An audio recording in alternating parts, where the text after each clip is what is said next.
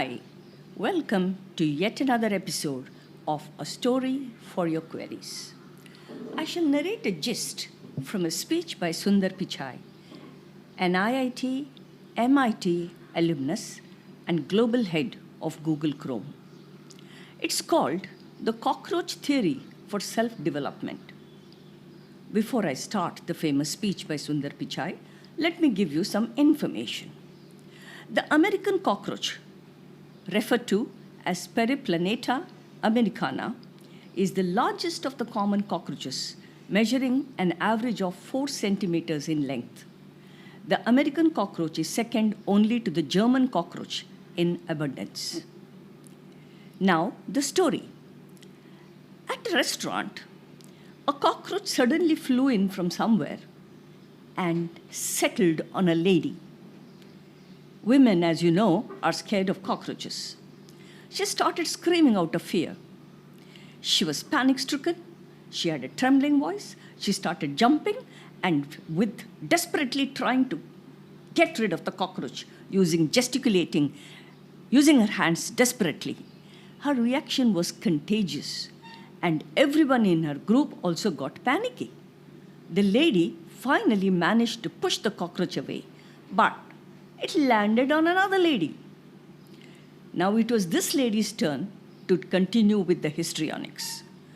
The waiter rushed to their rescue, and in the relay of throwing, the cockroach now fell on the waiter. The waiter stood firm, composed himself, and observed the behaviour of the cockroach on his shirt.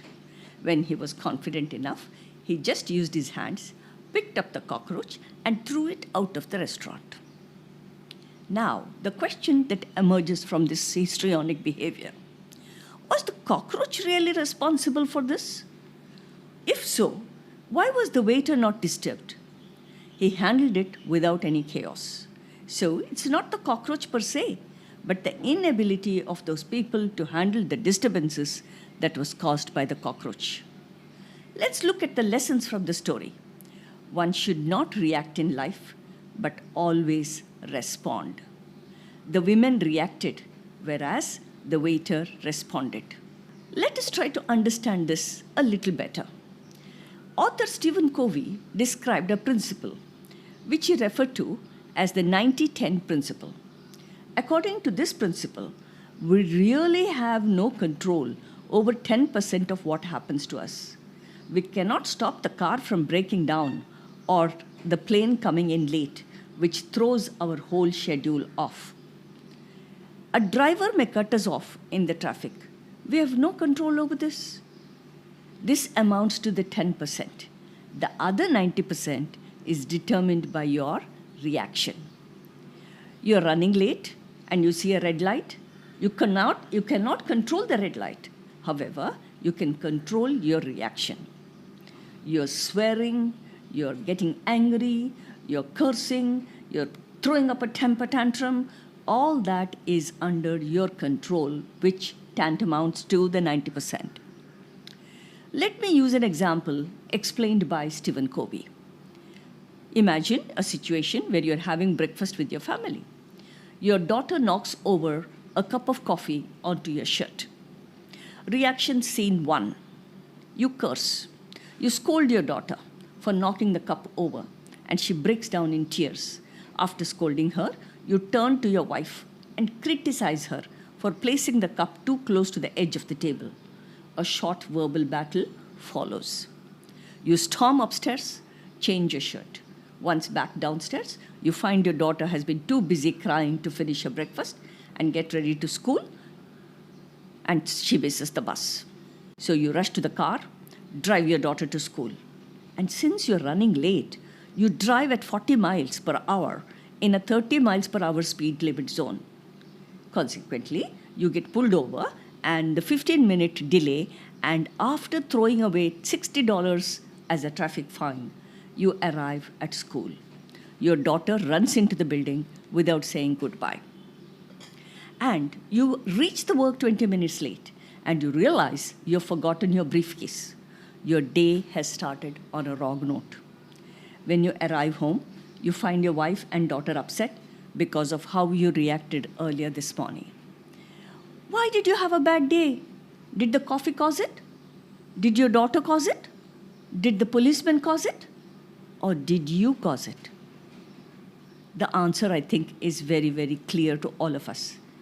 It is you who caused it. Let's look at reaction scene number 2. Coffee splashes over you, daughter is about to cry, and you gently say, "It's okay, honey. You need to be a little more careful next time, all right?" And grabbing a towel, you go upstairs, change your shirt. You grab your briefcase and come down in time to look through the window and see your child getting onto the bus. She turns, she waves, and you arrive 5 minutes early at office and greet the staff. 2 different scenarios. Both started the same, but both ended differently. Why? Because in scene 1, you reacted, and you really have no control over the 10% of what happens in your life, but the other 90% is determined by your reaction. So there are some ways to apply the 90-10 principle. Let's see. If someone says something negative about you, you don't have to be a sponge. Let the attack roll off like water on glass. You do not have to let the negative comments affect you.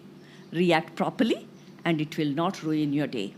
A wrong reaction could result in losing a friend, getting fired, being written up, or getting stressed out. How do you react if someone cuts you off in the traffic?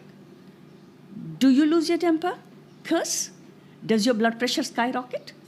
Who cares if you arrive 10 minutes later at work? Why let the cars ruin your drive? Remember, 90-10 principle, don't worry about the consequences. Just try to control your reactions. You're told you lost your job. You did not get promoted. The reaction is lose sleep, get irritated, curse everybody. Will it work? So use your worrying energy and time to find a new job. Study if you have to, for a test or whatever the case might be. The plane is late. It's going to upset your schedule for the day. Why take out your frustration on the flight attendant? She has no control over what's going on. Use your time to read, to get to know your passengers sitting next to you. Remember, you cannot control everything that happens to us, but we can control how we react to it. We can be the most polite, well-mannered person in town, but that won't necessarily stop some bozo being rude to us. Instead of fighting back, you choose to be good and smile back at him. We can be the best employee in the world, but that cannot prevent the company we are going to work for.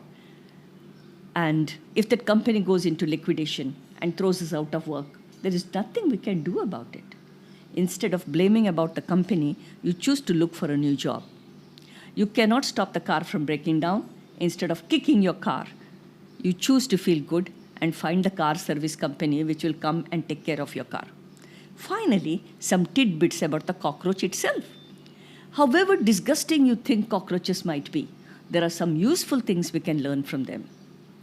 Recent research has shown that the American cockroach brain controls antibiotic elements which could help fight off deadly bacterial infections such as MRSA, which refers to methicillin-resistant Staphylococcus aureus, and toxic strains of E. coli.